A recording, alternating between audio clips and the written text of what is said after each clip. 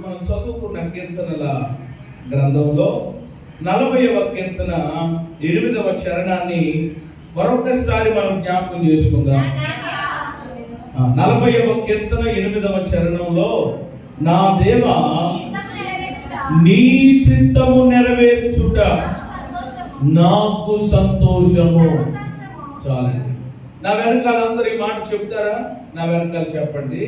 నా దేవా నీ చిత్తము నెరవేర్చుట నాకు సంతోషము. గుండెల మీద చేసుకుని చెబుదాం ఈ మాట. ఇలా గుండెల మీద చేసుకుని దేవునితో చెప్పినట్లుగా చెబుదాం. నా దేవా నీ చిత్తము నెరవేర్చుట నాకు సంతోషము. చివరిగా చెబుదాం. నా దేవా నీ చిత్తము నెరవేర్చుట నాకు సంతోషము. దేవునికి మహిమ కలుగును గాక. మనము చదువుకున్నటువంటి కీర్తన ఇది భక్తుడైనటువంటి దావీదు రచించినటువంటి కీర్తన అని మనందరికీ తెలుసు. ఆయన ఈ కీర్తన రాస్తూ, నేను ఎలాంటి పరిస్థితుల్లో నేను ఉన్నాను, నేను ఎలాంటి పరిస్థితుల్లో ఉంటే నా దేవుడు నన్ను ఎలా విడిపించారని చాలా విషయాలు ప్రారంభంలో ఆయన మాట్లాడుతూ, నేను దేవుని కొరకు సహనంతో కనిపెట్టుకున్నాను, ఆయన నాకు చెవియొగ్గి నా మొర్ర ఆలకించారు, నాశనకరమైన గుంట జగట కలిగినటువంటి దొంగ ఊబిలో నుండి ఆయన నన్ను పైకెత్తారు, నా పాదములు బండ మీద నిలిపారు, నా అడుగులు స్థిరపరిచారు, తనకు స్తోత్ర రూపమగు క్రొత్త గీతాన్ని దేవుడు నా నోట ఉంచారు అని ప్రభువుని స్తుతిస్తూ, ప్రభువుని మహిమపరుచుతూ ఆయన వచ్చిన మాటలు ఈ ప్రారంభంలో మనకు కనబడతాయి. అయితే ఈ యొక్క మరి 6 నుండి 8 వచనాలు కనుక మీరు గమనిస్తే, ఈ మాటలు మన ప్రభు అయినటువంటి యేసయ్యకు సంబంధించినటువంటి మాటలుగా లేక భవిష్యత్తు వాక్కులుగా ఉన్నట్లుగా మనం చూస్తాం.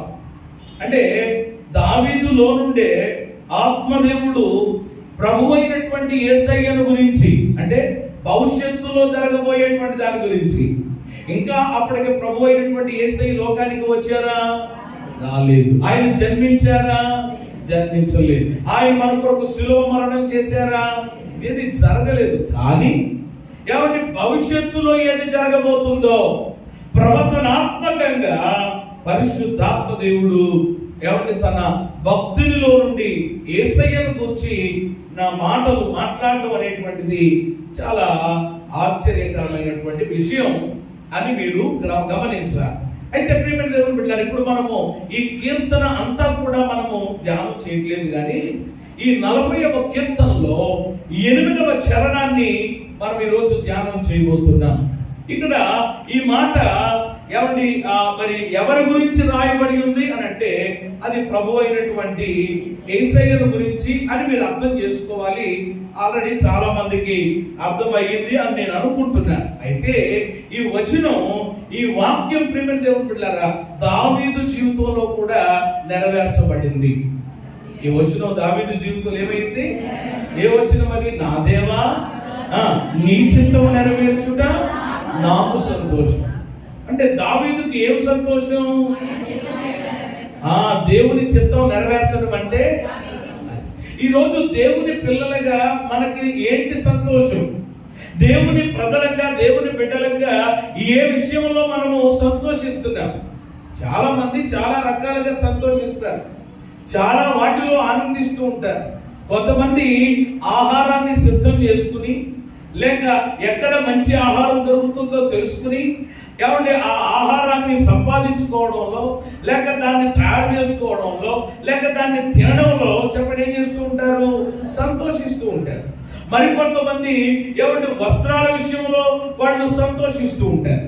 కొంతమంది వాళ్ళు కట్టుకున్న ఇల్లును చూచి సంతోషపడుతూ ఉంటారు. కొంతమంది ఎవరి వాళ్ళ బిడ్డలను చూచి సంతోషిస్తూ ఉంటారు. ఇలా చాలా చాలా ఉన్నాయి. కానీ దావీదు అంటారు, దేవా నీ చిత్తం నెరవేర్చడమే నాకు సంతోషం. దేవునికి స్తోత్రం చెప్పండి. అంటే దేవుని బిడ్డల సంతోషం ఏమై ఉండాలి? అది ఇవన్నీ కాదు అంటే ఇవన్నీ కాదని నేను అన్ను. అయితే అవ్వచ్చు, అవి పెద్ద ఏమి కాదవి, పెద్ద పాయింట్స్ ఏమి కాదవి, పెద్ద వాటిని ఏమన్నా ప్రత్యేకంగా వాటిని పట్టించుకునేటువంటి విధానం ఏమీ లేదు అసలు అందులో.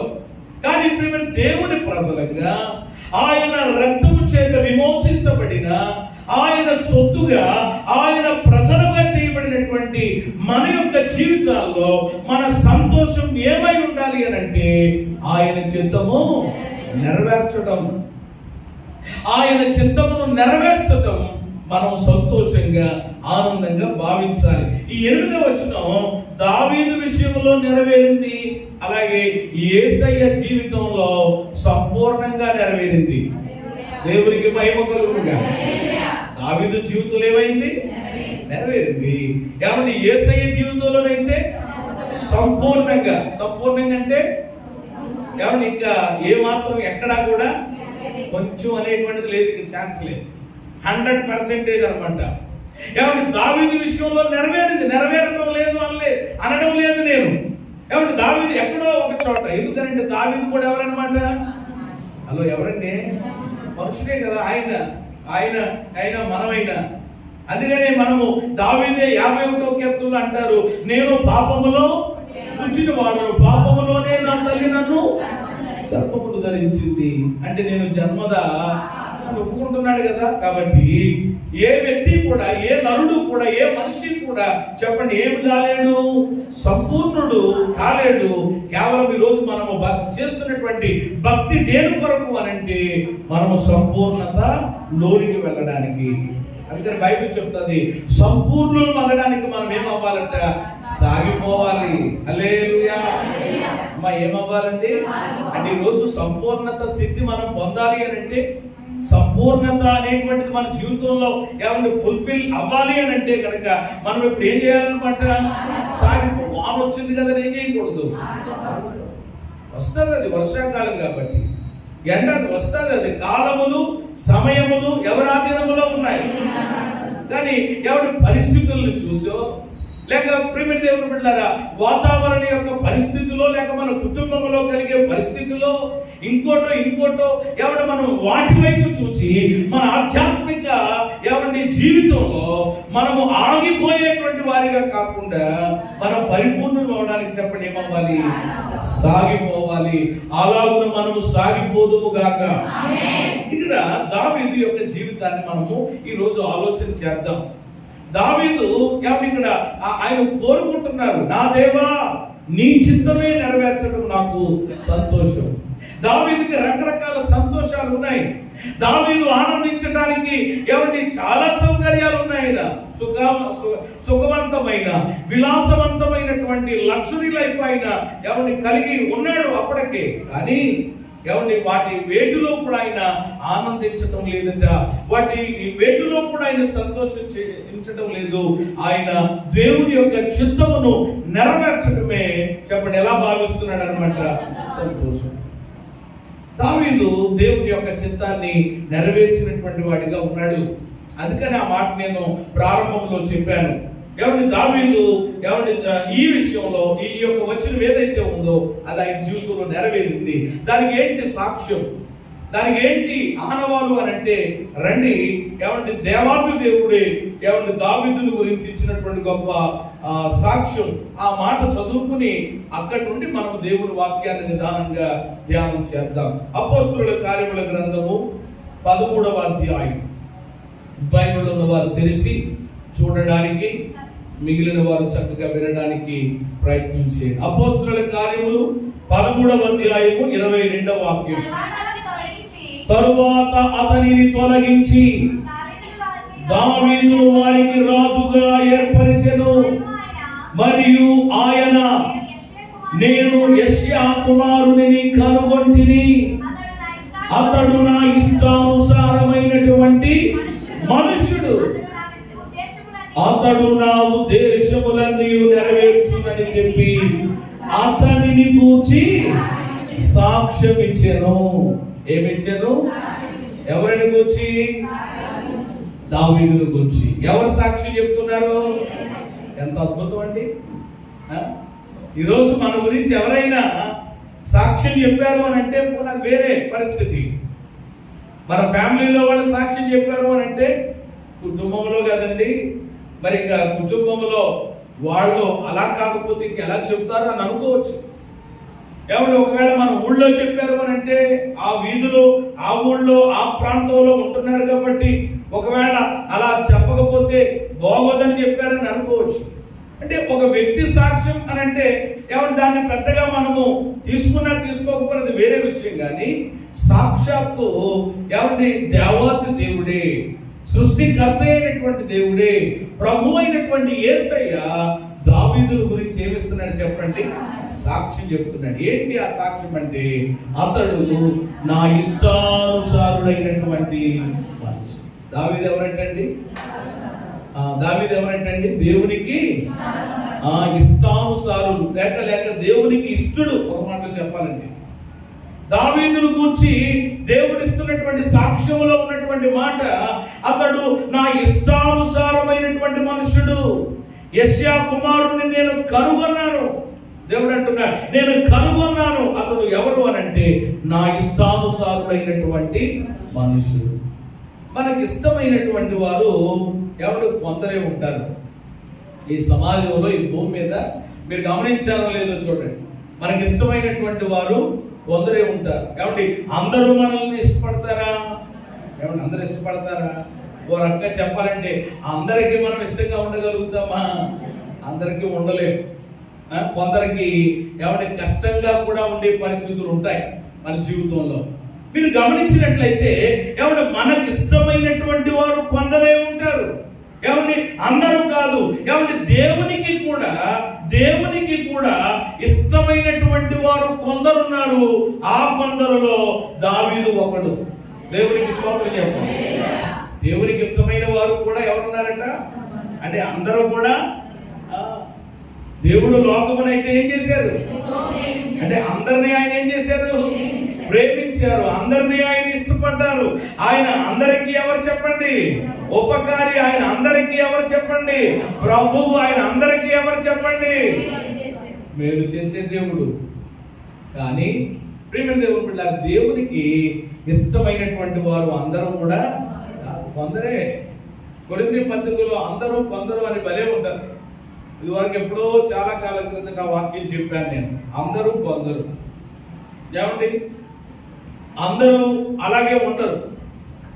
ఏమంటే ఆ అందరిలో కొంతమంది ఉంటారన్నమాట. బైబిల్లో కూడా పరిశుద్ధ గ్రంథంలో చాలా మంది ఉన్నారు భక్తులు. కానీ దేవునికి ఇష్టమైనటువంటి వ్యక్తులు కొందరే ఉన్నారు. ఆ కొందరిలో చెప్పండి దావీదు ఒక వ్యక్తిగా ఉన్నాడు. బైబిల్లో ఇప్పుడు దానియేలు ఉన్నాడా? ఉదాహరణకి వినాలి జాగ్రత్తగా. దానియేలు గురించి దేవుని దూత వచ్చి ఏం చెప్పింది? దానియేలు నీవు బహు ప్రియుడవు. అంటే ప్రియుడవు అని అంటే అర్థం ఏంటి? ఇష్టమైన. అలాగే ఏమంటే దేవుడు అబ్రహాముతో స్వయంగా చెప్పినటువంటి మాట ఏంటంటే, అబ్రహామా నా స్నేహితుడా అని అన్నాడు దేవుడు. అంటే అబ్రహాము దేవునికి ఎవరట? ఫ్రెండ్, స్నేహితుడు. అంటే ఏమంటే అబ్రహాం అంటే దేవునికి చాలా ఇష్టం. ఇలా బైబిల్లో చాలా మంది ఉన్నారు చెప్పుకుంటూ వెళ్తుంటే. అలాగున దావీదు కూడా ప్రేమ దేవుని బిడ్డలారా దేవునికి ఇష్టమైనటువంటి వ్యక్తుల్లో ఒకరన్నమాట. నిజంగా అది ఎంత భాగ్యం అండి. ఏమంటే దేవునికి ఇష్టం అవడం అనేటువంటిది ఎంత భాగ్యం. మీరు ఎప్పుడైనా గమనించారా? దేవునికి ఇష్టం అవడం అనేటువంటిది అది ఎంత ధన్యత. ఒకసారి ఆలోచన చేయండి.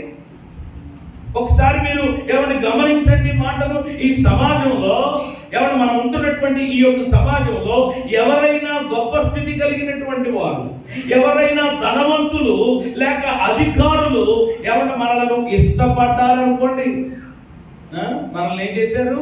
ఇష్టపడ్డారనుకోండి.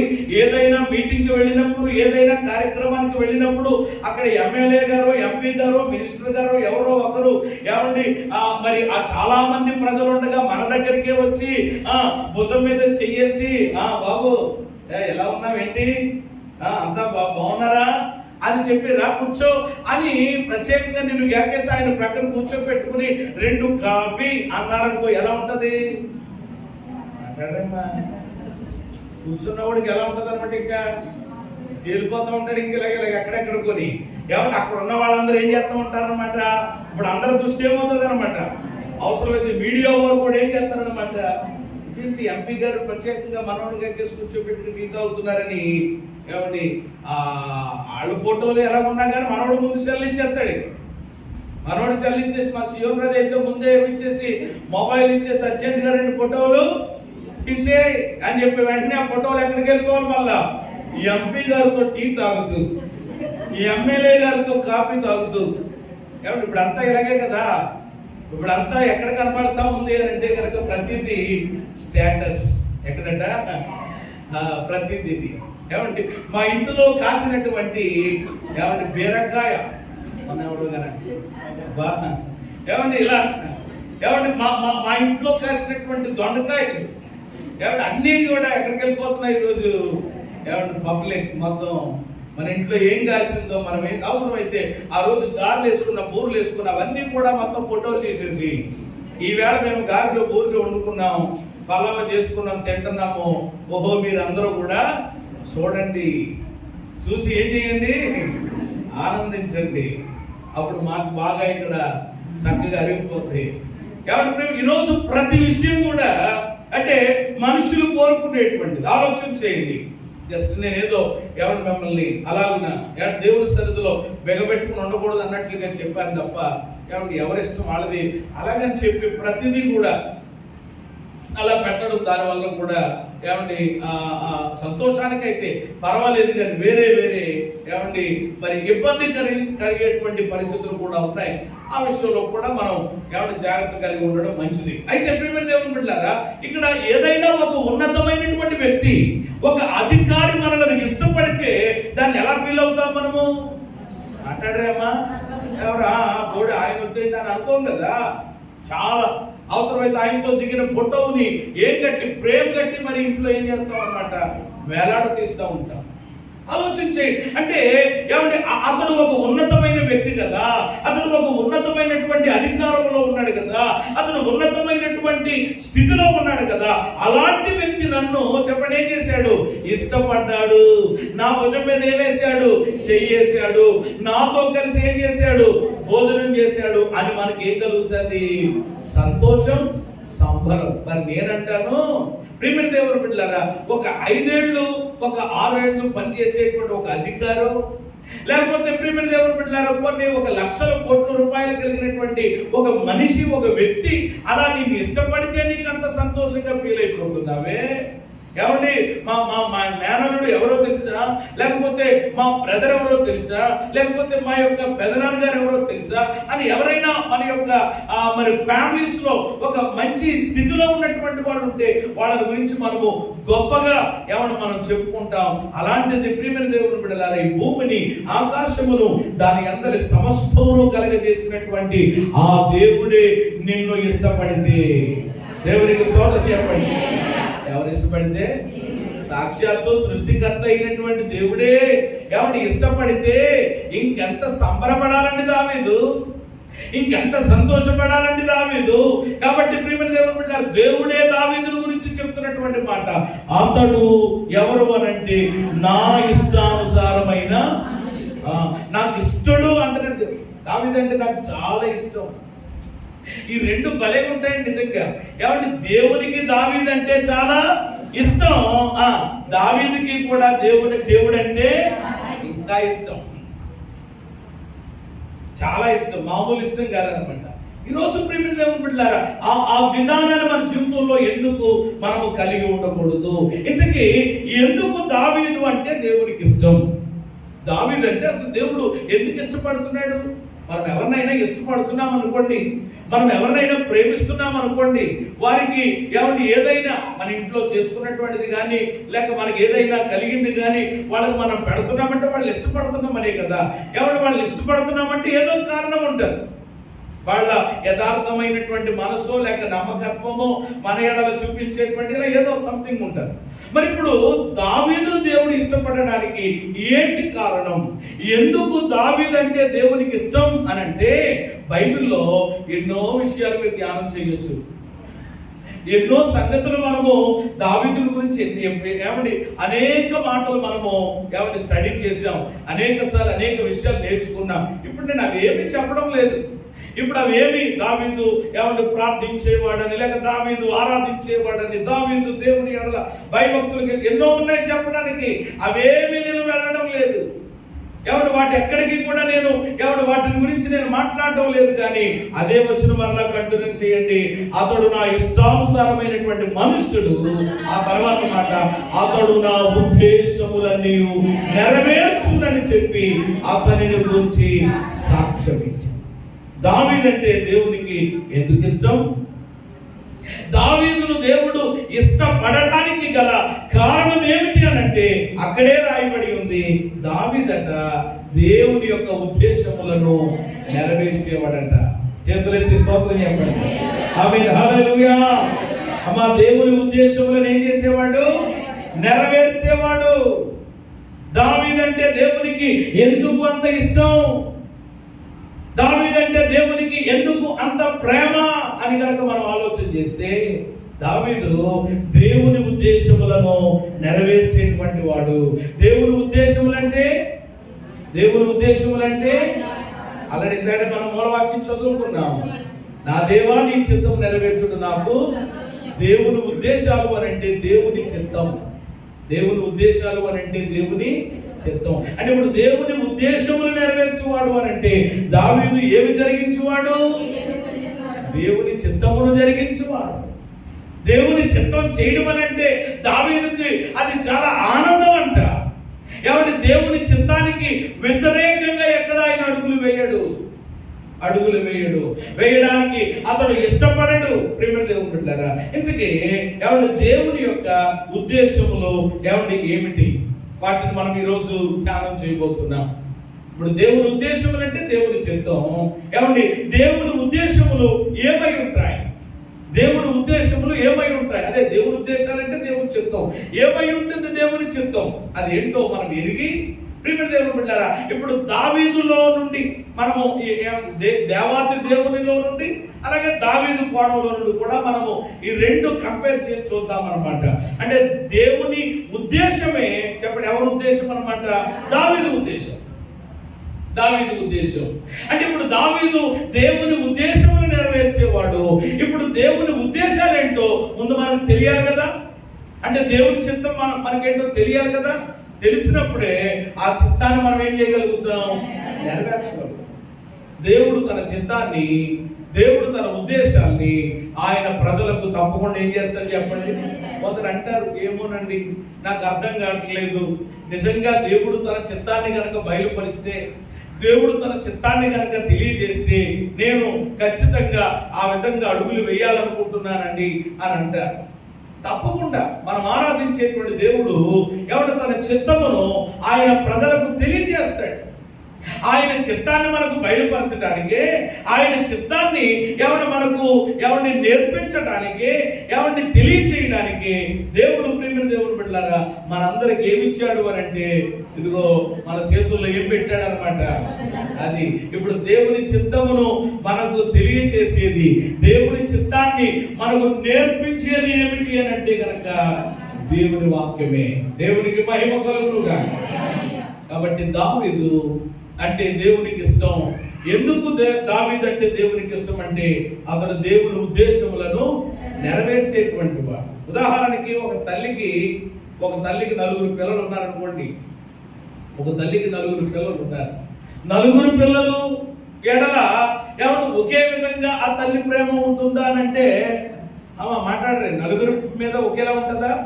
4కి 4 ఇదిగో అనేసి విధానం ఉండదు. ఖచ్చితంగా మీరు గమనించి చూడండి. ఏ తల్లికైనా ఏ తండ్రికైనా 4లో లేక 3లో ఒక 2లో అంటే వాళ్ళ మీద ప్రేమ లేదు అని కాదు, పక్షపాతం అని కాదు. ఖచ్చితంగా ఏమంటే ఆ 3లోనో 4లోనో 2లోనో ఎవరో ఒకరి మీద ఎలా ఉంటుంది చెప్పండి, కొంచెం. అందుకని మా చెల్లి అంటేనండి అని అంటారు, మా అక్క అంటేనండి అని అంటారు, మా అన్నయ్య అంటేనండి మా అమ్మకు చాలా చిన్నోడని చెప్పి కూడా నన్ను ఎప్పుడు అని. మళ్ళీ ఒక్కొక్కరు ఏమంటారు, ఏమండి చిన్నోడని చెప్పి ఆ చిన్నోడికి అన్ని కూడా పెట్టేస్తా ఉంటారు. ఏమన్నా మాట్లాడితే ఏమంటారు అనమాట, చిన్నపిల్ల కదరా అని ఇలాగ. అంటే ఈ విధానం ఖచ్చితంగా కొన్ని కుటుంబాల్లో చూస్తాం. ఎందుకు అలాగా? మీరు గమనించినట్లయితే ఆ నలుగురిలోనూ, ముగ్గురులోనూ, ఇద్దరిలోనూ ప్రత్యేకంగా ఒకరి మీద ఆ తల్లికో లేకపోతే ఆ తండ్రికో ఏమంటే ప్రత్యేక ప్రేమ ఉండడానికి కారణం ఏమిటి అని అంటే కనుక వాళ్ళు ఆ తల్లి మాట లేక తండ్రి మాట వినేటువంటి వారిగా ఉన్నారు కనుక దేవునికి స్తోత్రం కలిగింది. అంటే ఎవరైతే మన మాట వింటారో, ఎవరు మనం చెప్పినట్లుగా చేస్తారో, ఎవరు కొంచెం వాళ్ళ మీద ఎలా ఉంటది అనమాట మన ప్రేమ. అంటే ఈ రోజు ప్రియమైన దేవుని బిడ్డలారా, దేవుడు ఎవరిని ఆయన ఇష్టపడతారు అని అంటే కనుక ఇక్కడ మనము వాక్యంలో చదువుకున్నాం, తరువాత అతనిని తొలగించి అనే మాట చదివాం. అసలు మూలాల్లోనికి వెళితే కనుక తరువాత అతను ఏం చేసి అంటే ఒక ఆయన ఏం చేశారట, తొలగించేశారు. యెషయా కుమారుణ్ణి దేవుడు కనుగొన్నారు. ఏంటది అని అంటే అక్కడ ఇద్దరు వ్యక్తులు వచ్చేస్తున్నారు మనకి. ఒక వ్యక్తి ఎవరు చెప్పండి? తొలగించబడిన వ్యక్తి ఎవరు? సౌలు. ఏమంటే దేవుడు కనుగొని ఇష్టానుసారమైనటువంటి మనుషులని చెప్పి ఏమంటే ఉన్నతమైనటువంటి స్థానాన్ని దావీదుకు దేవుడు ఇచ్చాడు. దానికి కారణం ఏమిటి అని అంటే వీళ్ళిద్దరినీ కనుక గమనించినట్లయితే సౌలు ఎవరు అని అంటే అవిధేయుడు, దేవుని చిత్తాన్ని నెరవేర్చని వాడు. దావీదు ఎవరు అని అంటే విధేయుడు, దేవుని చిత్తమును. చేతులెత్తి స్తోత్రం చెప్పండి. ఈరోజు దేవుడిని ఇష్టపడాలి అని అంటే ఎవరిని దేవుడు ఇష్టపడతాడు అని అంటే కనుక ప్రియమైన దేవుని బిడ్డలారా, మాట వినేవారినే కదా. ఆయన మాట విని ఆయనకు లోబడితే ఏమన్నా తల్లికి ఎలాగైతే ఆ బిడ్డ ఎడల, ఆ కుమారుడి ఎడల, ఆ కుమార్తె ఎడల ఒక ప్రత్యేకమైనటువంటి ప్రేమ, ఆ అభిమానం, ఆప్యాయత ఉంటుందో ఈ రోజు కూడా ప్రియమైన దేవుని బిడ్డలారా దావీదును దేవుడు ఇష్టపడడానికి గల కారణము ఏమంటే దేవుని చిత్తాన్ని అనగా దేవుని ఉద్దేశములను అతడు నెరవేర్చేవాడు. ఎందుకంటే దేవుని ఉద్దేశాలు ఏంటి, దేవుని యొక్క ఉద్దేశం ఏమై ఉంటుంది, దేవుని చిత్తం ఏమై ఉంటుంది చూద్దాం రండి.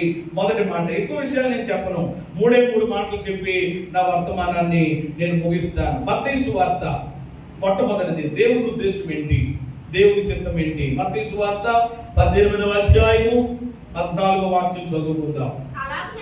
18, 14. అలాగుననే ఈ చిన్నవారిలో ఒకడైనను నశించుట పరలోకమందున్న మీ తండ్రి చిత్తము కాదు. ఈ వచనాన్ని జాగ్రత్తగా మీరు గమనించండి. ఇప్పుడు నేను చెప్పబోయేటువంటిది ఏమిటి అని అంటే దేవుని ఉద్దేశాలు ఏంటో చూస్తున్నాము, దేవుని చిత్తం ఏంటో మనము వాక్యంలో చూస్తున్నాం. ఎందుకంటే తెలియాలి కదా మనం ఆ ప్రకారంగా అడుగులు వేయడానికి. ఏమిటి ఇక్కడ దేవుని ఉద్దేశం ఏమిటి లేక దేవుని చిత్తం ఏమిటి అని అంటే కనుక ఏమంటే ఈ చిన్నవారిలో ఒకడైనను నశించుట పరలోకమందున్న మీ తండ్రి చిత్తము కాదు. అంటే దేవుని చిత్తం అని అంటే ఏమంటే ఎవరు నశించుట దేవుని చిత్తము. అంటే ఎవరు ఏమవ్వకూడదు, నశించుకోకూడదు. అక్కడికి చూడండి, ఈ చిన్నవారిలో ఒకడైనను. అంటే చిన్నవాళ్లలో కూడా ఎవరు ఒకళ్ళు కూడా ఏమవ్వకూడదట. అంటే దేవుని దృష్టిలో చిన్నవారని ఎవరి పెద్దవారని, ఎవరి ప్రియమైన పెద్ద కులమని, చిన్న కులమని, ధనవంతులని, పేదవారని ఏమీ లేదు. దేవుని ఉద్దేశం ఏమిటి అని అంటే మనుష్యులందరూ చెప్పండి ఏం పొందాలి, రక్షణ పొందాలి. మనుషులందరూ ఏం పొందాలి, పత్రికల్లోకి వెళ్ళిపోతా మాటలు ఉంటాయి. దేవుని అభిలాష, దేవుని హృదయాభిలాష ఏమిటి అని అంటే ఎవరు కూడా ఏమవ్వకూడదు చెప్పండి. కొంతమంది అనుకోవచ్చు పోలేనంటే, పోతే మేము పోతాంలేండి అని అంటారు. నువ్వు పోవడానికి నీకు ఇష్టపడుతున్నావేమో, వెళ్ళేవాళ్ళు ఎలాగైనా వెళతారులేండి అని అంటారు. అంటే కొన్నిసార్లు మనము దాన్ని ఈజీగా తీసుకోవచ్చు. ఆ రక్షణ విషయంలో ప్రియమైన దేవుని బిడ్డలారా వ్యక్తిగతంగా కానీ లేకపోతే కుటుంబంలో కానీ ఏది చెప్పినా ఇంకా మారనండి పోతే పారవండి అంటే కొన్నిసార్లు మనకే ఏమంటే ఒకవేళ ఆ వ్యక్తి విషయంలో, ఆ వ్యక్తి ఆత్మ రక్షణ విషయంలో సరైనటువంటి పట్టింపు, సరైనటువంటి ఏమంటే ఆ భారం ఒకవేళ మనకు లేదేమో కానీ దేవుడికి అలా కాదట. ఎవరు కూడా చెప్పండి ఏమవ్వకూడదు. మా ప్రార్థన కూడా అదే. ఈ యేసుక్రీస్తు మహిమ మందిరంలో ఉన్నటువంటి ప్రతి కుటుంబం, యేసుక్రీస్తు మహిమ మందిరంలో ఉన్నటువంటి ప్రతి బిడ్డ ఏమండి భార్య, భర్త, పిల్లలు, ఏమండి కుటుంబముగా అందరం కూడా చెప్పండి ఏమవ్వాలి? రక్షించబడాలి. ఏమండి నిత్య నరకాగ్ని నుండి ఏం చేయబడాలి? తప్పించబడాలి. నిత్య జీవ రాజ్యానికి ఏం కావాలి? వారసులు కావాలి. అంటే ఇప్పుడు ఈ వచనాన్ని బట్టి మీకు ఏం అర్థమవుతుంది? ఎవ్వరు నశించుకోవటం దేవునికి ఆయనకి కాదు కాబట్టి పని కట్టుకుని ఆ ఒక్కడి కోసం యేసయ్య ఏం కట్టుకుని పని వెళ్ళారట? ధోని కట్టుకుని, పడవ కట్టుకుని, పని కట్టుకుని, శిష్యుల్ని తీసుకుని ఏమండి గెరాసేనులు అనే దేశానికి ఎందుకు యేసయ్య వెళ్ళారు? అక్కడొక్కడు చెప్పండి ఏమవుతున్నాడు?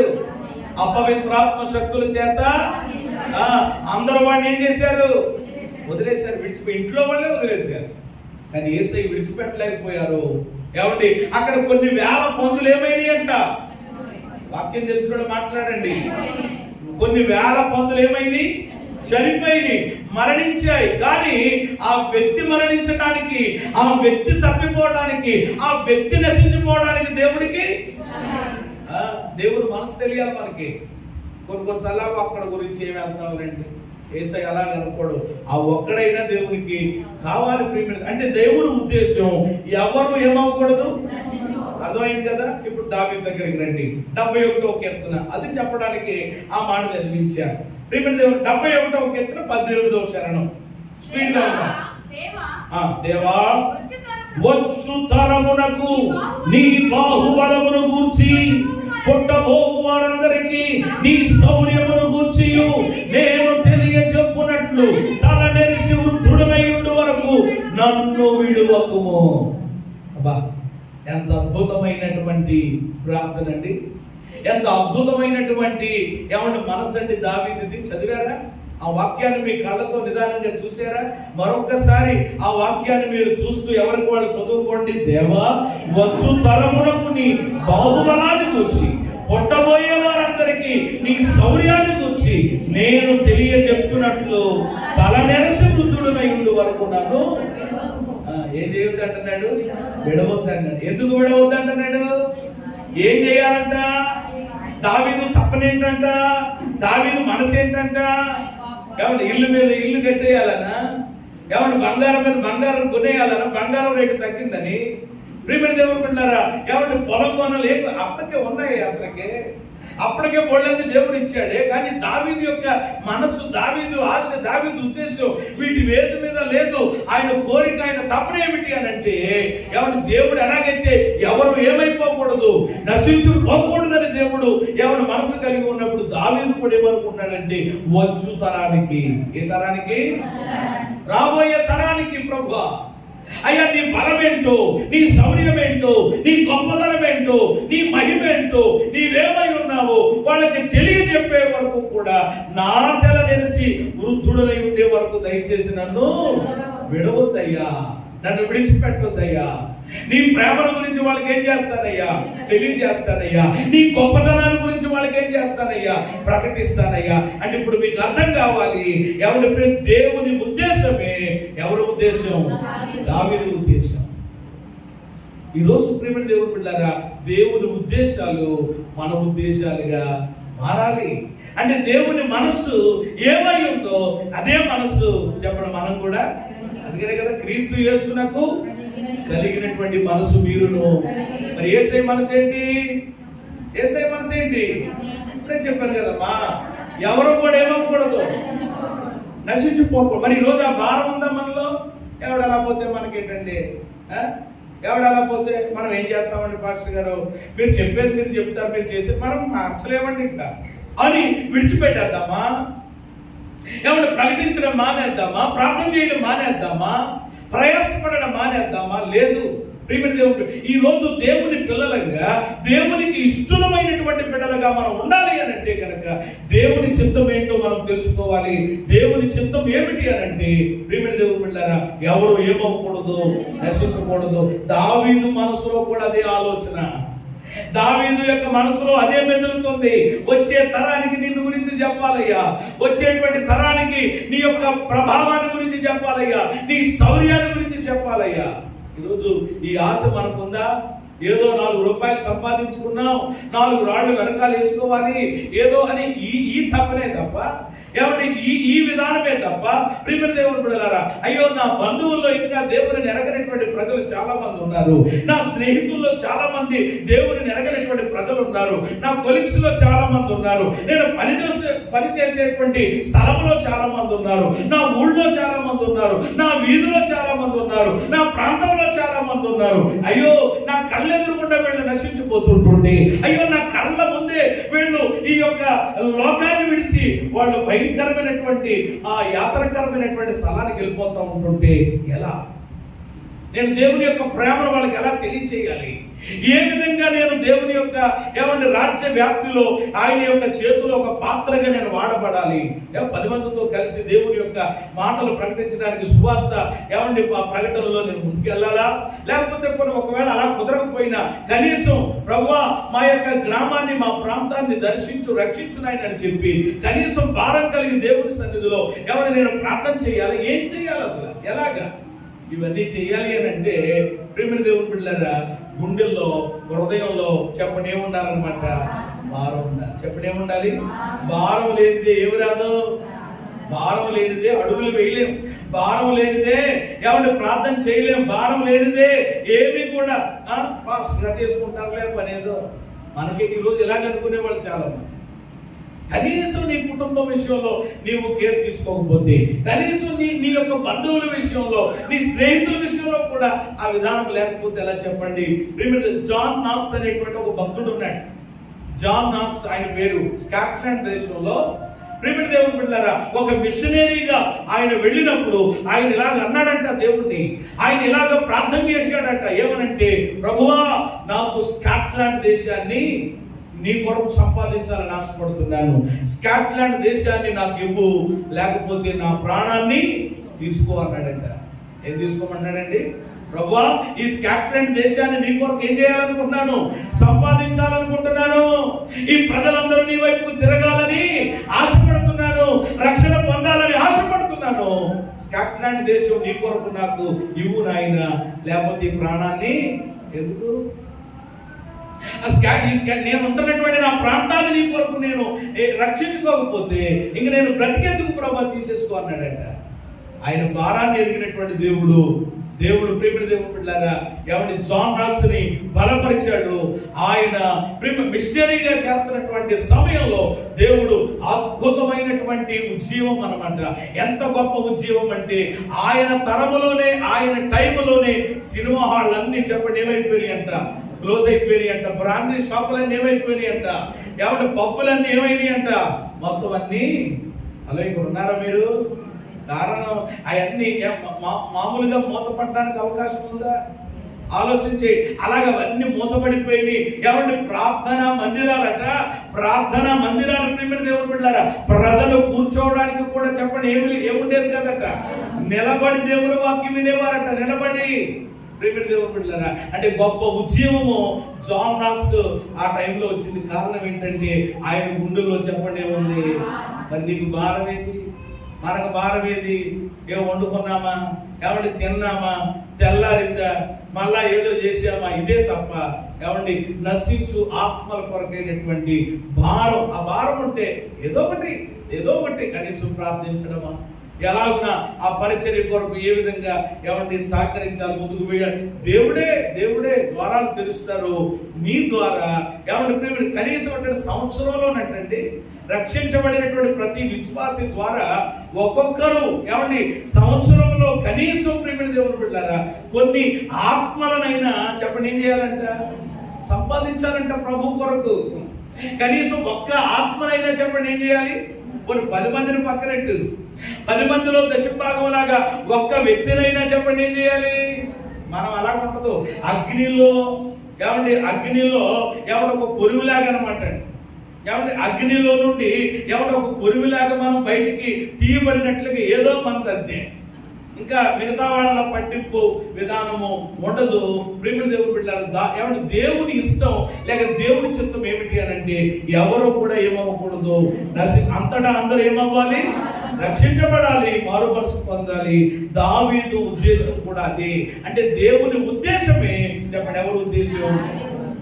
అందుకనే దావీదు ఏ మనుషుడు చెప్పండి? దేవునికి ఇష్టానుసారుడు. అతడు దేవుని ఉద్దేశాన్ని. ఈ రోజు నీ ఇష్టం ఏంటి? ఈ రోజు నీ యొక్క ఉద్దేశం ఏంటి? మనము దేవుని యొక్క చిత్తాన్ని అలా చేయగలుగుతున్నామా? దేవుని కొరకు కొంతమందినైనా మన తరంలో, మన టైంలో సంపాదించగలుగుతున్నామా?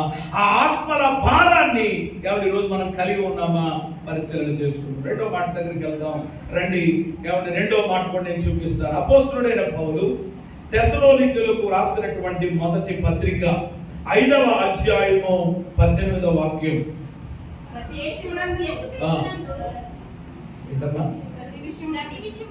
ప్రతి విషయమునందును దేవునికి కృతజ్ఞతాస్తుతులు చెల్లించుడి, ఈలాగున చేయుట యేసు క్రీస్తునందు మీ విషయములో దేవుని ఉద్దేశం ఏంటో, దేవుని చిత్తం ఏంటో మనం తెలుసుకుంటున్నాం. ఇవి మీకు తెలియదని కాదు, కానీ మరలా నేను జ్ఞాపకం చేస్తా ఉన్నాను. రెండవదిగా ప్రియమైన దేవుని బిడ్డలారా, మనం ఆలోచన చేసినట్లయితే ప్రతి విషయములో కూడా దేవునికి ఏం చేయాలంట?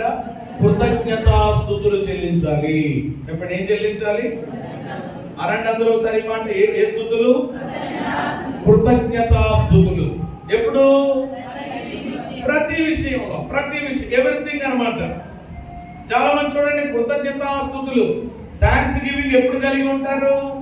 కృతజ్ఞతలు ఎప్పుడు కలిగి ఉంటారంటే ఏదో జరగాల, ఏదో రావాలా, ఏదో పోవాలా, ఏదో వాళ్ళకి కలిసి వచ్చినప్పుడే ప్రభువా మీకు స్తోత్రం అంటారు. దేవుని వాక్యం అలా చెప్పట్లేదు. ప్రతి విషయమునందు కూడా దేవునికి ఏం చేయాలంట? ఎందుకు దేవునికి అలా కృతజ్ఞతాస్తుతులు చెల్లించాలి అని అంటే, ఈలాగు చేయుట యేసుక్రీస్తునందు ఈ విషయంలో దేవుని, అంటే దేవుని చెప్పమంటే ఏంటి? ఇప్పుడు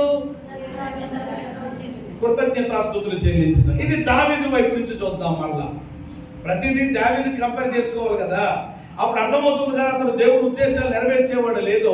ఇప్పుడు దేవుని ఉద్దేశం ఏంటి అని అంటే, దేవుని చిత్తం ఏమిటి అని అంటే, దేవునికి ఇష్టం ఏమిటి అని అంటే, ప్రతి విషయంలో మనం ఏం చేయాలి?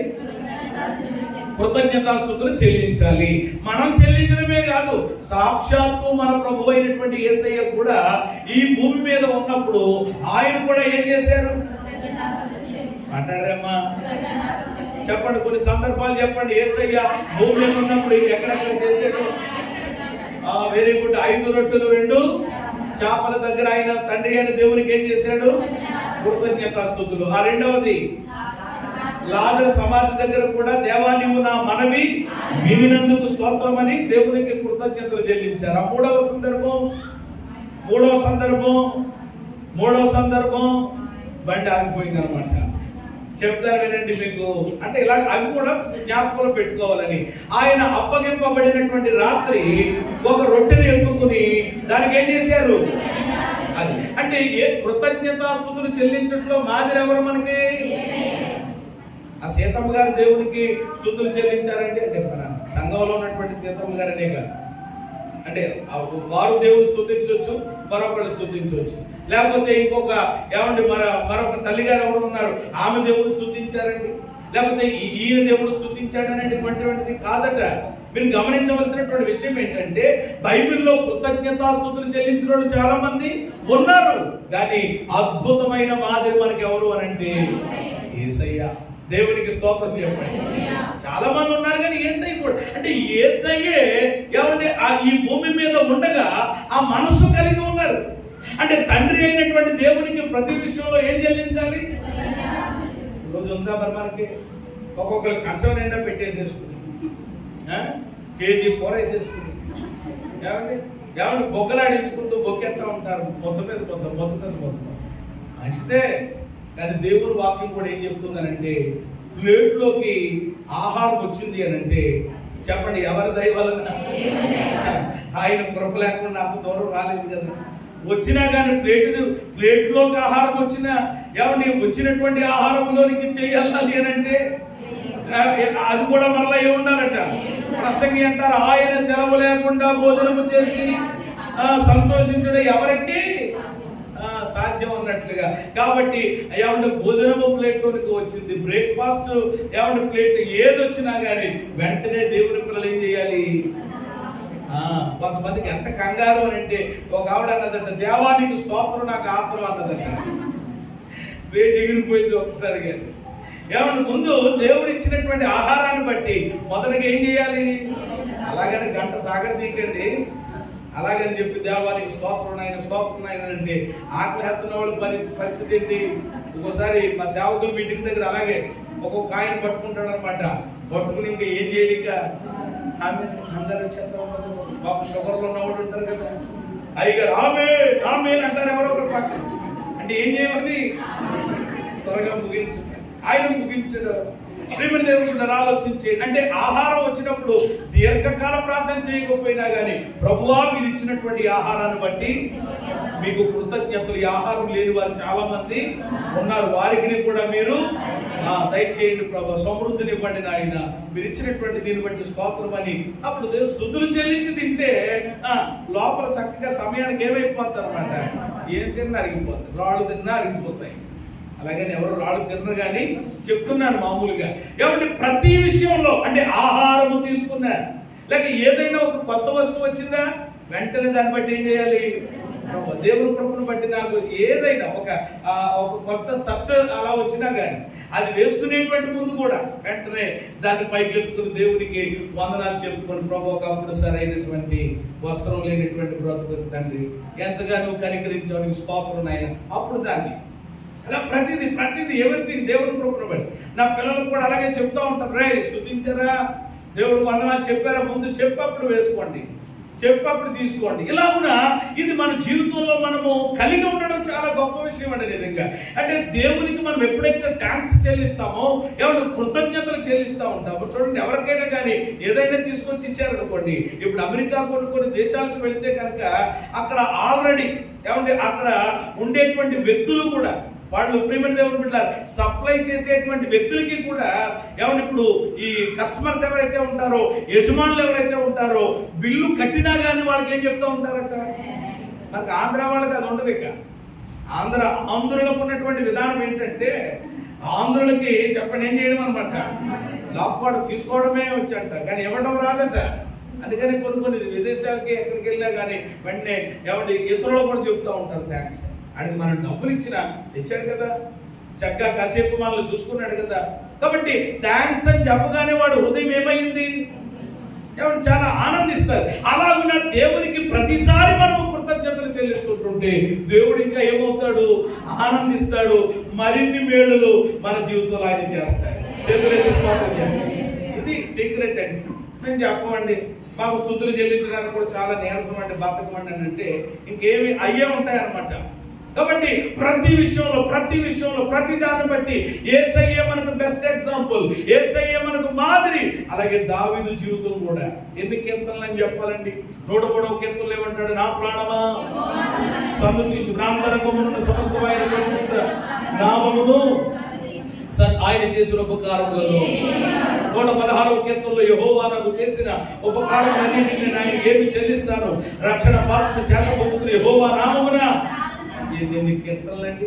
అంటే ఎక్కువగా దావీదులో మనకు కనిపించేటువంటిది ఏమిటి అని అంటే కృతజ్ఞత. చెప్పండి, కృతజ్ఞత, థాంక్స్ గివింగ్ అనేది ఆయనలో ఉంది. అంటే దేవుని ఉద్దేశం ఏదైతే ఉందో దావీదు ఉద్దేశం కూడా అదే.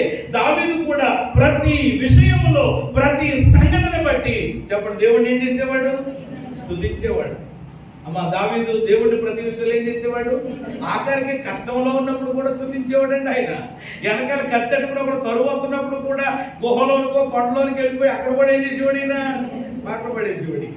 కష్టంలోనైనా, నష్టంలోనైనా, ఇరుకులోనైనా, ఇబ్బందులోనైనా, ప్రతి పరిస్థితుల్లో కూడా ఆ కృతజ్ఞత భావం, ఆ కృతజ్ఞత హృదయం దావీదుకు ఉన్నది గనకనే దావీదు దేవుని ఉద్దేశాన్ని నెరవేర్చినటువంటి వాడై దేవునికి ఏమైపోయాడు చెప్పండి, తీసుకుపోయాడు. మొదటి మాట ఏమండి, దేవుని ఉద్దేశం ఏమిటి అని అంటే ఎవరు ఏమవ్వకూడదు. అలాగే దావీదు ఉద్దేశం కూడా అదే 71వ కీర్తనలో చూసాం. రెండవది ఏమంటే కృతజ్ఞతాస్తుతులు చెల్లించడం ఎవరి ఉద్దేశం, దేవుని ఉద్దేశం. అలాగే దావీదు కూడా తన జీవితంలో ఈ ఉద్దేశాన్ని కలిగి ఉన్నాడు, లేక ఈ చిత్తాన్ని ఏం చేశాడు, 100% నెరవేర్చాడు. ఏమాత్రం అనుమానం లేదు. ఇక చివరి మాట ఫైనల్ గా చెప్పి నేను ప్రార్థన చేస్తాను. 1 పేతురు పత్రిక 2వ అధ్యాయం 15వ వాక్యం చివరి మాట. 1 పేతురు 2:15 త్వరగా చదవండి. ఏలయనగా మీరిట్లు యుక్త ప్రవర్తన గలవారై అజ్ఞానముగా మాట్లాడు వారి మూర్ఖుల నోరు మోయుట దేవుని చిత్తము. దేవుని చిత్తము ఏంటి? దేవుని ఉద్దేశం ఏంటి? దేవుని చిత్తం అని అంటే ఇక్కడ 2 మాటలు మనకు కనబడతాయి. ఎవరు ఇక్కడ ఈ వచనంలో 2 మాటలు మనకు కనబడతాయి. అంటే మనం తీసుకునేది మూడో మాటగా ధ్యానం చేస్తున్నా కానీ ఇక్కడ 2 విషయాలు ఎవరు మనకు కనబడుతున్నాయి. ఏమిటి అని అంటే మొదటిది యుక్త ప్రవర్తన గలవారై. ఏం గలవారై? ఎవరు? యుక్త ప్రవర్తన గలవారై. యుక్త ప్రవర్తన అంటే ప్రియమైన దేవుని బిడ్డలారా, మేలు చేసేటువంటి విధానం. ఎవరికి మేలు చేయడం అని అంటే అవసరమైతే మనకు కీడు చేసేవారికి కూడా మేలు చేయ. యుక్త ప్రవర్తన, మంచి ప్రవర్తన. ఇంకా చెప్పాలంటే సుబుద్ధి కలిగి ఉండడం. ఏం కలిగి ఉండడం? సుబుద్ధి. రెండవది ఏంటంట? మూర్ఖుల నోరు మూయట దేవుని చిత్తం. అజ్ఞానంగా మాట్లాడే వాళ్ళ మూర్ఖుల నోళ్ళు మూయడం దేవుని అంటే దేవుని ఉద్దేశం. అంటే 2 మాటలు ఇక్కడ ఉన్నాయి. ఒకటి యుక్త ప్రవర్తన కలిగి ఉండడం, రెండవది అజ్ఞానంగా మాట్లాడే వారి మూర్ఖుల నోరు మూయడం. అంటే కొందరు అజ్ఞానంగా మాట్లాడతారు. వాళ్ళు ఏమంటారు అన్నమాట? అజ్ఞానంగా మాట్లాడే వాళ్ళు ఏమంటారు? జ్ఞానం కలిగిన మాట్లాడిన వాళ్ళు ఏమంటారండి? జ్ఞానుడు లేక జ్ఞానవంతుడు, బుద్ధిమంతుడు అంటారు. అజ్ఞానంగా మాట్లాడే వాడిని ఏమంటారు? అయిపోయి ఇక్కడ ఉంది కదండి, మూర్ఖుడు అంటాడు. ఇంకా అలాగంటారు కానీ మీకు అర్థం అవ్వలేదు అనమాట. కొంతమంది అంటారు ఏమన్నా ఒక్కొక్కరికి అర్థం కాదు కదా, మనం ఎలా మాట్లాడి ఇంకో రూట్లో మాట్లాడతాం, మనం ఎలా మాట్లాడి ఇంకో రకం పెడార్థంగా మాట్లాడతాం. అప్పుడు వెంటనే ఒక్కొక్కరు కోపం వచ్చేమంటారంటే ఆ మూర్ఖుడితోటి ఎందుకంటే బాబు టైం వేసి కోరుకోండి. ఇలా ఉన్నారు కొంతమంది. అలాగని మనం వదిలేయకూడదట. ఆ అజ్ఞానముగా మాట్లాడేటువంటి వారి యొక్క మూర్ఖుల నోళ్ళు ముయ్యడం కూడా దేవుని చిత్తం. ఏదో టైం వస్తుంది, ఎప్పుడో దేవుడు ఒక అవకాశం ఇస్తాడు. ఆ అవకాశాన్ని సద్వినియోగం చేసుకుని శాంత హృదయం కలిగి మరలాడు మూర్ఖుడని మనం మూర్ఖుల్లాగా నోరేసి పడిపోవడం కాకుండా జాగ్రత్తగా సాత్వికంతో ఆ వ్యక్తికి మనం సమాధానం చెప్పి వాడు నోరు మూయించడం దేవుని చిత్తం. ఇక్కడ కరెక్ట్ గా దీనికి కూడా ఎవరు సరిపోతారు అని అంటే దావీదు ఆయన గురించే కదా మనం ఆలోచన చేస్తుంటే, ఆయన గురించే కదా మనం నేర్చుకుంటుంటా. కాబట్టి ఇక్కడ ఈ దేవుని చిత్తం లేక ఈ దేవుని ఉద్దేశం తప్పకుండా దావీదు నెరవేరు. ఎలాగంటారు మీరు చూడండి. సమూయేలు మొదటి గ్రంథం టక్కడగా చూపిస్తాను 2 మాటలు కూడా. 18వ అధ్యాయం 1 సమూయేలు 18, 1 శామ్యూయేలు 18, 14. మరియు దావీదు సమస్త విషయములలో సుబుద్ధి కలిగి ప్రవర్తింపగా యెహోవా అతనికి తోడుగా ఉండెను. ఏం కలిగి ప్రవర్తింపగా అంటే దావీదు ఏ బుద్ధి కలిగిన వాడు? అది అంటే దేవుని చిత్తం ఏంటి? యుక్త ప్రవర్తన అంటే సుబుద్ధి కలిగి ఉండడం. మరి ఇప్పుడు దావీదు కలిగి ఉన్నాడా లేదా? ఎన్నోసార్లు మామయ్య ఎవరో కాదు మాంగారే ఏమంటే ఈ అల్లుడిని ఏం చేద్దాం అనుకున్నాడు? లేపేద్దాం అనుకున్నాడు. లేపేయడానికి మటర్ ప్లాన్ చేశాడు. 1 కాదు 2 సార్లు కాదు. ఆ పైన ఉంటది ఏమంటే 2 మారులు 11వ వచనంలో తప్పించుకోనేను అని ఉంటది. దావీదు ఎన్నిసార్లు అట తప్పించుకున్నాడు. ఎలాగునంటే సుబుద్ధి కలిగి, ఏమంటే తెలివి కలిగిన వాడు కనుక, జ్ఞానం కలిగిన వాడు కనుక, ఏమంటే ప్రేమ దేవుని బిడ్డలారా తప్పించుకోగలిగాడు. ఇంకా చెప్పాలి అని అంటే సుబుద్ధి కలిగిన వాడు కనుక, మంచివాడు కనుక ఒకసారి ప్రేమ దేవుని బిడ్డలారా సౌలు చేతికి దొరికేశాడు అనమాట. సౌలు ఏమంటే ఒంటరిగా దొరికేశాడు. ఏమంటే ఆ టైంలో పక్కన ఉన్నటువంటి సైనికుడు చెప్పాడు అనమాట, ఏమంటే దావీదు గారు ఎన్నోసార్లు నేను చెప్పేద్దాం అనుకున్నాడు కదా ఈయన. నీ శత్రువు ఈరోజు నీ శత్రువును దేవుడు నీ చేతికి ఏం చేశాడు? అలా చూసారా మాటలు ఎలా ఉన్నాయో? నీ చేతికే నీ శత్రువుని ఏం చేశాడు అనమాట? అప్పగించాడు. వేసేయమంటారా మీరు వేసేస్తారా? అంటే మన భాషలో చెప్పాలి అని అంటే నన్ను పొడి చేయమంటారా, మీరు పొడి చేస్తారా, మీరు చంపేస్తారా అని అంటే వెంటనే దావీదు చెప్పండి ఏమన్నాడు, దేవుడు అభిషేకించినటువంటి వారిని మనము దేవుడే చూసుకుంటాడులే, దొరికాడని చెప్పి ఏదైనా చేయొచ్చు. కానీ ఎందుకు మనకని ఎవరిని ప్రేమిన దేవుడు బిడ్డలారా, అతనికి కీడు చేసి లేక అతన్ని లేకుండా చెయ్యాలి, చంపాలన్నటువంటి ఎవరిని శత్రువును సైతం క్షమించేసాడు అనమాట, విడిచిపెట్టేశాడు. అంటే ఏ బుద్ధి కలిగిన వాడు, మంచి బుద్ధి, ఎవరి యుక్త ప్రవర్తన, అది దావీదులో, అది దేవుని చిత్తం, అది దావీదులో ఉంది. ఎవరి రెండవది కూడా చెప్పేసి నేను ముందుకు వెళతాను. ఇంకా రెండవది ఇక్కడ మిగిలిందల్లా ఏంటి మనకి, అజ్ఞానంగా మాట్లాడేటువంటి వాళ్ళ ఆ మూర్ఖుల నోళ్ళు ఏం చేయాలట, ముయ్యాలట. ఇప్పుడు మూసాడ లేదా దావీదు, చూడండి ఇందులోనే చూపిస్తాను. 17వ అధ్యాయము 1 సమూయేలు గ్రంథం 17:26లో ఒకడు చూడండి ఏం పగులుతున్నాడు ఇక్కడ. దావీదు జీవము గల దేవుని సైన్యములను తిరస్కరించుటకు ఈ సున్నతి లేని ఫిలిష్తీయుడు ఎంతటి వాడు, వారిని చంపి ఇశ్రాయేలు నుండి తొలగించిన వారికి బహుమతి ఏమని తన యొద్ద నిలిచిన వారిని అడుగగా. చూడండి ప్రేమిడి, ఇక్కడ ఒక వ్యక్తి మనకు కనబడుతున్నాడు. ఇతడు ప్రేలాపనలు ఏంటో ఎవడు 17వ అధ్యాయంలో మీరు చదువుకుంటే వాడి ప్రగల్భాలు, వాడి యొక్క మాటలు, వాడు ఏ విధంగా పెంచి పెరిగిపోతున్నాడో వాక్యంలో చూస్తున్నాం. ఇక్కడ దావీదు అంటున్నాడంట, జీవము గల దేవుని దూషించడానికి అసలు వాడు సున్నతి లేని ఫిలిష్తీయుడు. వాడికి ఏం లేదు చెప్పండి, సున్నతి. ఇశ్రాయేలులందరూ ఏం పొందినటువంటి వారు, హృదయ సున్నతి కలిగినటువంటి వ్యక్తుల్ని, దేవుని యొక్క ప్రజల్ని ఒక శత్రువు వచ్చి ఏదో రకంగా మాట్లాడుతుంటే ఓన్లే నువ్వు విడిచిపెట్టడం అనేటువంటిది కాదు, అజ్ఞానంగా మాట్లాడేటువంటి ఆ మూర్ఖుడ, ఆ గోలియాతు యొక్క నోరును చెప్పండి దావీదు ఏం చేయగలిగాడు, మూయగలిగాడు, మూసాడు. దేవుడు దావీదు పక్షంగా ఉన్నాడు, యుద్ధము జరిగించాడు, గొప్ప విజయాన్ని ఇచ్చాడు. చేతులు ఎత్తి స్తోత్రం చెప్పండి. సరిపోయిందా లేదా మీకు ఈ వాక్యం అని అంటే దావీదు అంటే ఇక్కడ నేను చెప్పబోయేటువంటి విషయం దేవుని ఉద్దేశాలే. ఎవరి ఉద్దేశాలు, దావీదు ఉద్దేశాలు. అందుకని దావీదు దేవునికి ఏ మనుషుడు అయ్యాడు, ఇష్టానుసారమైన మనుషుడు. అతడు ఆయన ఉద్దేశములను నెరవేర్చాడు. మొదటి మాట జ్ఞాపకం చేసుకుందాం మరలా, ఎవరు నశించుడు దేవుని చిత్తము. దావీదు మనసు కూడా ఎలాంటిది, ప్రభువా నీ శౌర్యం, నీ బలం, నీ గొప్పతనం ప్రతి ఒక్కరు తెలుసుకోవాలి. ఆయన నేను ముసలోడు అయిపోతున్నాను, నా తల నేర్చిపోతుంది, నన్ను దయచేసి విడిచిపెట్టొద్దు, నేను చేయాల్సిన పని చేయడానికి కృపనివ్వని ప్రభువున్నాడు. ఆ భారం ఆయనలో ఉంది. ఎవరు నశించుకోకూడదు అనేటువంటి ఆ మనసు ఉంది. ఈరోజు నీకు రక్షించబడిన విశ్వాసం కలిగి ఉందా? ఆ మనసు, ఆ భారం కలిగి మనం బ్రతుకుతున్నామా పరిశీలన చేసుకుందాం. రెండవది ప్రతి విషయంలో ఏం చేయాలట, దేవుని చిత్తం. అది ప్రతి విషయంలోనూ చెప్పాలి. అది కష్టమైన, నష్టమైన, ఇరుకైన, ఇబ్బంది అయినా, అది పెద్దదైనా చిన్నదైనా, ఒకవేళ మళ్ళా స్తుతులు చెల్లించడానికి పెద్ద పెద్ద బలమైన కారణాలు కావాలన్నమాట, పెద్ద పెద్ద రీజన్స్ ఉండాలన్నమాట, పెద్ద పెద్ద కార్యాలు ఏదో చేయాలని. అది ఏమీ లేదు ప్రియమైన దేవుని బిడ్డలారా. ప్రతి విషయాన్ని బట్టి ఇదివరకు ఒకసారి చెప్పాను నేను, 10th ఫెయిల్ అయిపోయిన అమ్మాయి చెప్పండి ఏం చేసింది, ఉడికిని ఏర్పాటు చేసి దేవుడిని ఏం చేసింది. అలా ఉన్న ప్రతి విషయం, అది కష్టమా నష్టమా, అది పాసా ఫెయిల్, అది ఇరుక ఇబ్బంది అనేటువంటిది కాదు. ప్రతి దాన్ని బట్టి స్తుతులు చెల్లించడం దేవుని చిత్తమట. అలాగున దావీదు కేవలం ఆనందంలోనే స్తుతులు చెల్లించలేదు. ఆయనకి మేలు జరిగినప్పుడే కాదు, కష్టములో అన్ని సమయాలలో స్తుతులు చెల్లించేవాడిగా, కృతజ్ఞత బుద్ధి కలిగినటువంటి వాడిగా దావీదును మనం చూస్తాం. దేవుని ఉద్దేశమే ఎవరి ఉద్దేశమైంది.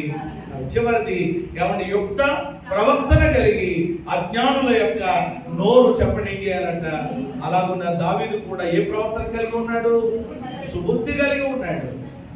ఒకవేళ బుద్ధి లేక ఎన్నో ప్రయత్నాలు దావీదు విషయంలో చేసిన, ఇతడు మాత్రం బుద్ధి మాలిన వాడిగా, బుద్ధిహీనుడుగా లేడు. అంతే కదా, కొన్నిసార్లు ఎవరో ఏదో చేశారని మనం ఎందుకు చేస్తాం, ఎవరో ఏదో చేశారని మనం చేసామనుకో చెప్పండి, ఇంకా ఆడకి మనకేముండదు అంటారే అమ్మా. ఆవిడ అడ్డం పెట్టిందని నువ్వు కూడా అడ్డం పెడితే, వాళ్ళు వేసారని మనం వేస్తే, వాళ్ళు అన్నారని మనం అంటే, వాళ్ళు మోపెట్టారని మనం మోపెట్టారడితే అంటారే అమ్మా. ఏమైనా ఉందా? ఎప్పుడు ఉంటుంది అని అంటే ప్రియమైన దేవుని బిడ్డలారా, మనము వేరేగా సర్లే వాళ్ళంటే అన్నారు, వాళ్ళు చేస్తే చేశారు, యెహోవా ఈరే, ఆయనే సమస్తము చూసుకుంటారు, పగ తీర్చుకుంట నా పని, ప్రతిఫలం ఇచ్చేది ఆయన అన్నారు. ఏమండి, దేవుడికి అప్పగించేద్దాం, మనం సైలెంట్ గా ఉందాం అనుకుంటే ప్రియమైన దేవుడు బిడ్డలారా, దేవుడు చేసేది దేవుడు చేస్తాడు. తెగ తరిమాడు, ఏమన్నా పారిపోయాడే, పిరిపోలాగా ఏమన్నా పారిపోయాడా? దావీదుకి ఏమన్నా బలం లేదా? ఏమన్నా యుద్ధం లేనుడా? ఏమన్నా గోలియాతుడు అనేటువంటి రాక్షసుడిని మట్టి పెట్టినోడు ఈ సౌలు ఎంత, లేకపోతే ఇంకా ఆయన వెనకాల వచ్చేటువంటి వాళ్ళు ఎంత? అసలు కానీ దేవుడి యొక్క వాక్య, దేవుడి చిత్తానికి ఆయన విధేయత చూపించాడు కనుక ఏమన్నా ఎవరో చెప్పక్కర్లేకుండానే, ఏమన్నా ఏమి కష్టపడక్కర్లేకుండానే సౌలు తన కత్తితో తాను ఏం చేసుకున్నాడట, అంతే కదా. కాబట్టి కొన్నిసార్లు మనం యాక్షన్ తీసుకోగలదు, మనం కొన్నిసార్లు ఏమో మనము ఎవరి ప్రయత్నాలు పథకాలు చేయగలదు, మనము సుబుద్ధి కలిగి ఉండి, మనము యుక్త ప్రవర్తన కలిగి ప్రియమైన దేవుని బిడ్డలారా, దేవుని చిత్తాన్ని మనం నెరవేర్చడానికి ఎవరి అడుగులు వేస్తూ ఉన్నప్పుడు దేవుడు మన పక్షంగా ఉంటారు, అద్భుతమైనటువంటి కార్యాలు జరిగిస్తారు. ఈరోజు ప్రభు మనతో చెప్తున్న మాట, నా దేవా నీ చిత్తం నెరవేర్చుట నాకు. దావీదు సంతోషం ఏమిటి అని అంటే దేవుని చిత్తం నెరవేర్చడం. ఎవరు దావీదు ఈ వచనంలో ఆయన చిత్తాన్ని నెరవేర్చాడు అని చెప్పడంలో ఏమాత్రం సందేహం లేదు. దావీదుని గురించి ఎవరు సాక్ష్యం ఇచ్చారు అని అంటే సాక్షాత్తు మన ప్రభు అయిన యేసయ్య. అతడు నా ఇష్టానుసారమైన మనుషుడు, అతడు నా ఉద్దేశములన్నింటినీ నెరవేర్చాడు. మరి ఈరోజు దావీదు దేవునికి ఇష్టమైనట్లు ఈరోజు మనము దేవునికి ఇష్టంగా ఉన్నామా? దేవునికి ఇష్టడైనటువంటి దావీదు. ఈరోజు ఏమండి, అక్కడ మన పేరు మనం రాసుకోగలమా? దేవునికి ఇష్టడైన తర్వాత నీ పేరు, దేవునికి ఇష్టడైన తర్వాత నా పేరు, దేవునికి ఇష్టడైన అనేటువంటి ఆ పేరు మనది అక్కడ రాసుకునే ఆ అనుభవంలోనికి మనము రాగలుగుతున్నామా? అంటే ఎవరి దేవుని చిత్తం ఏంటో ఎరిగి, ఎవరి దేవుని ఉద్దేశం ఏంటో తెలుసుకుని, దేవుని మనసేంటో తెలుసుకుని అలా మనం చేయగలుగుతున్నామా?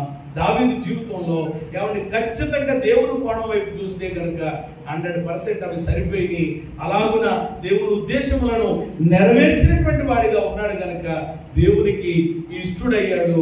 ఏమండి, అతని యొక్క సింహాసనాన్ని కూడా చెప్పండి దేవుడు తరతరముల వరకు కూడా స్థిరపరిచాడు. ప్రియమైన దేవుని బిడ్డలారా, ఆ వంశములో నుండి ఏమండి యూదా గోత్రపు సింహంగా మన ప్రభు అయినటువంటి యేసయ్య ప్రియమైన దేవుని బిడ్డలారా పరలోకము నుండి భూమి మీదకి వచ్చాడు. మన కొరకు శిలువ మరణం ఉంది, మరణించి తిరిగి లేచి పరలోకానికి వెళ్ళి తండ్రి కుడి పార్శ్వాన కూర్చుని విజ్ఞాపన చేస్తూ భవిష్యత్తులో ఏమండి యూదా గోత్రపు ఏమండి సింహం వలె ఆయన రాబోతున్నారు. అదే సింహాసనం మీద కూర్చుని ఆయన పరిపాలన కూడా ఎక్కడ దావీదు ఎక్కడికి ఏమండి ఆలోచన చేయండి. ఈరోజు మన యొక్క జీవితంలో ఏమంటే దేవుని యొక్క చిత్తాన్ని మనం నెరవేర్చడానికి అడుగులు వేస్తున్నామా? లేకపోతే నా చిత్తం, నా ఇష్టం, ఏమండి నాకు నచ్చినట్లుగా నేను చేసుకుంటానని మన ఇష్టాన్ని నెరవేర్చుకుంటూ వెళ్ళిపోతే అది మనకేదో కాసేపు ఆనందం కలగవచ్చు. ఏమంటే మన ఇష్టం నెరవేర్చుకోవడం ద్వారా ఏమంటే మన బంధువులకి ఆనందాన్ని కలిగించవచ్చు. కాసేపు మేము చెప్పినట్టు భలే చేసామమ్మా, పాస్టర్ గారిని కూడా అవసరమైతే ఏం చేసి కాదని కూడా మేము చెప్పినట్లుగా భలేగా పెట్టావు, కొట్లు భలేగా చేసావు అని చెప్పి వాళ్ళ నిన్ను ఇదవ్వచ్చు, వాళ్ళ నిన్ను మెచ్చుకుని, అంటే నీకు బంధువులకో, నీ ఇంటి వారికో, నీ స్నేహితులకో ఎవరికో నీకు ఇష్టం అవ్వచ్చు, కానీ ఎవరికి మాత్రం ఇష్టం అవ్వలేవు. అసలు మనకి ఎవరికి ఇష్టం అవ్వాలి? మనము ఈ మనుషులకి ఎంతకాలం అండి, ఈ మనుషులకి నచ్చినట్లుగా ఎంతకాలం ప్రియమైన దేవుని బిడ్డలారా మనం బ్రతుకుతాం? ఈ మనుషులకి నచ్చినట్లుగా బ్రతికిన మనుషులు ఎలాంటి వాళ్ళు? నచ్చితే ఏమంటారంట, తర్వాత ఏమంటారు మీకు తెలుసు కదా.